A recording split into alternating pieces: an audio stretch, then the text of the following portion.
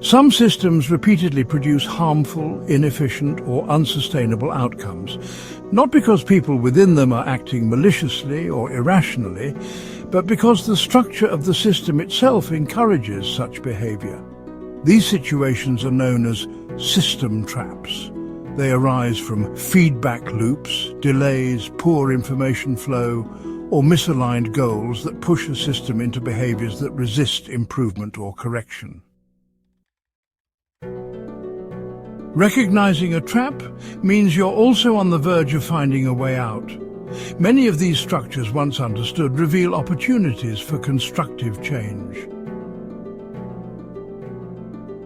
One of the most familiar traps is policy resistance.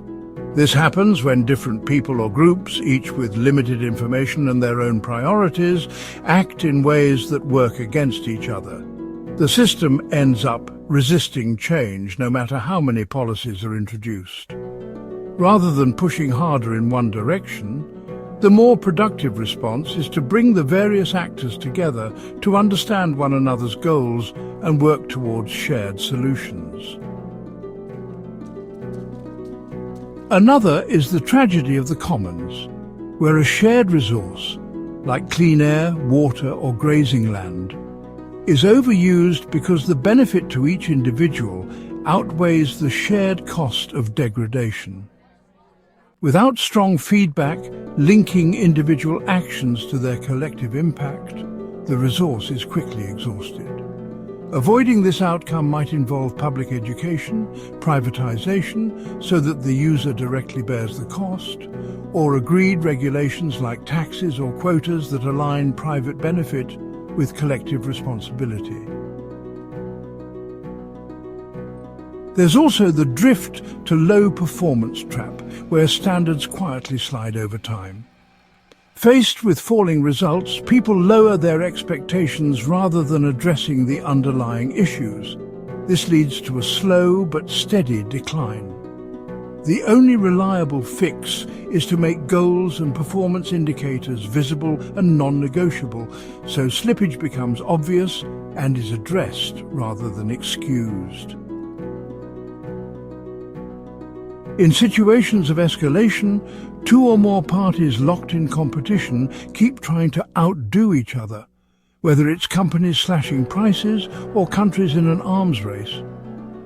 Each move triggers a stronger response from the other, creating a loop of increasing intensity.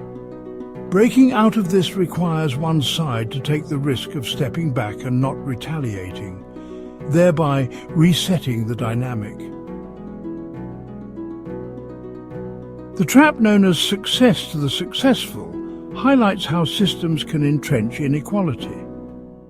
When the winners get more resources, they gain an even greater advantage, which leads to further success, excluding others. This self-reinforcing loop can lead to monopolies or extreme concentration of wealth and power. It can be countered by policies that reinvest in the under-resourced or limit the rate at which success compounds, such as through fair access initiatives or regulation.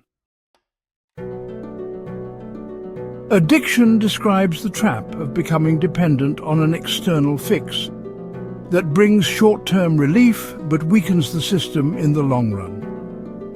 Think of a farm overusing fertilizer instead of improving soil health, or a school leaning on exam prep sessions while ignoring broader teaching quality. The only way out is to restore the system's own capacity to generate the desired results before removing the external support. Rule-beating emerges when systems follow the letter of the rules but completely miss their intent. People appear compliant while actually undermining the system's goals. This behavior can be seen as useful feedback. It reveals where rules are poorly designed or incentives are misaligned. Redesigning or clarifying the rules can shift the system back towards meaningful outcomes. Finally, seeking the wrong goal is one of the most damaging traps.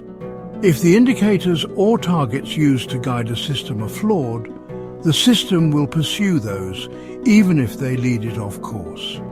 For instance, Measuring success by profits alone might drive a business to cut corners or exploit staff. Choosing clear, accurate indicators that reflect real outcomes rather than just effort or surface-level metrics is key to guiding the system in a better direction.